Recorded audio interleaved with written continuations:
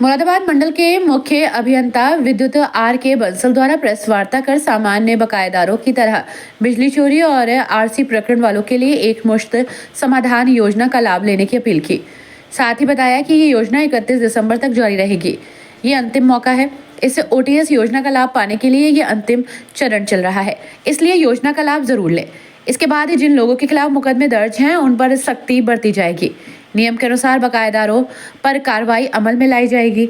ऐसे लोगों के विरुद्ध कनेक्शन काटने की भी कार्रवाई की जाएगी। जिसकी आरसी कटी हुई है उन पर कार्रवाई सुनिश्चित है। उत्तर प्रदेश पावर कॉर्पोरेशन द्वारा पहली बार सभी पीड़ितों को इस एक मुश्त समाधान योजना का लाभ देने के लिए शामिल किया गया। जिन किसान भाइयों के ट्यूबवेल हैं उनको 31 मार्च 2023 तक का बिल देना है, क्योंकि इनके बिल में छूट है, वो भी इसका लाभ उठाएं।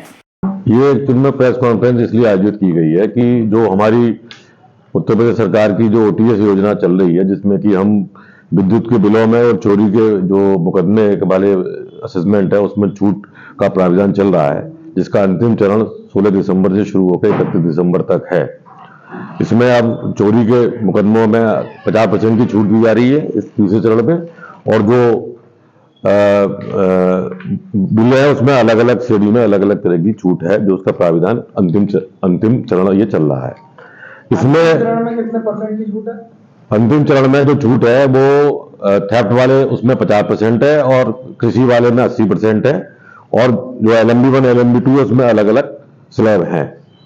बेसिकली ये आज आप लोगों को जो बुलाने का मकसद था वो ये था कि आम जनता में ये मैसेज जाए, और ये बात सही भी है कि हमेशा ये जो स्कीमें बढ़ाई जाती है, लेकिन इस बार ये स्कीम नहीं बढ़ाई जाएगी।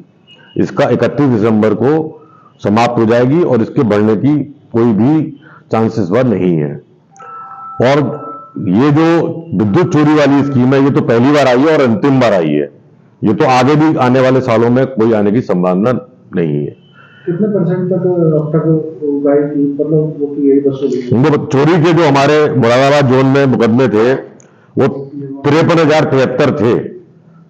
53,073 में से करीब 6100 मुकदमों के विरुद्ध लोगों ने इसमें रजिस्ट्रेशन कराया है और छूट का लाभ उठाया है, और मुरादाबाद क्षेत्र के अंदर करीब 12 करोड़ की वसूली इस मद में की गई है।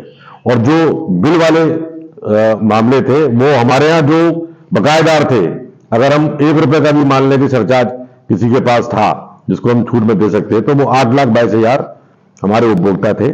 उनमें से 1,40,000 उपभोक्ताओं ने रजिस्ट्रेशन कराया और 120 करोड़ रुपए की राजस्व की वसूली इसमें हुई है।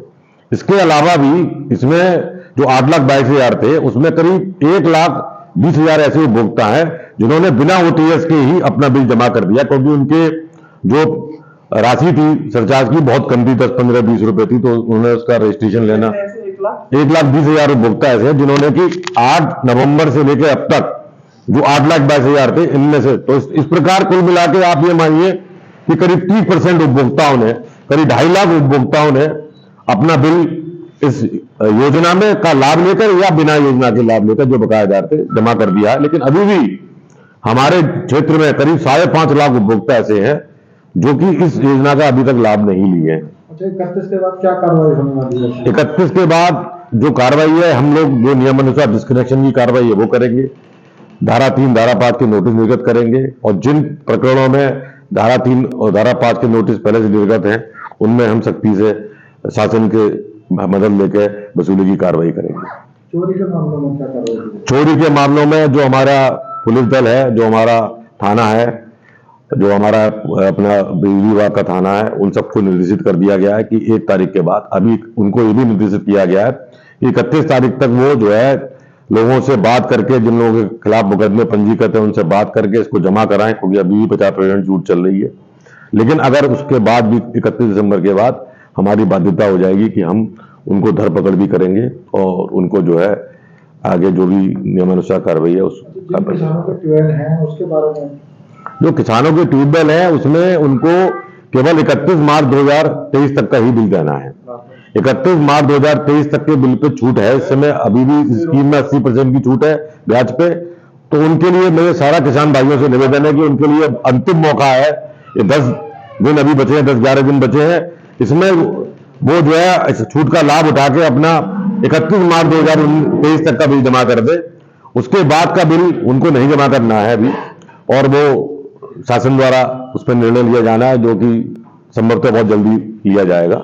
तो मेरा सभी किसान भाइयों से निवेदन है कि चूंकि 31 मार्च 2023 तक का बिल तो उनको जमा करना ही है, और ये एक मौका है कि 80% छूट उनको ब्याज में मिल रही है, और काफी किसान भाइयों ने बिल अपने जमा भी किए हैं।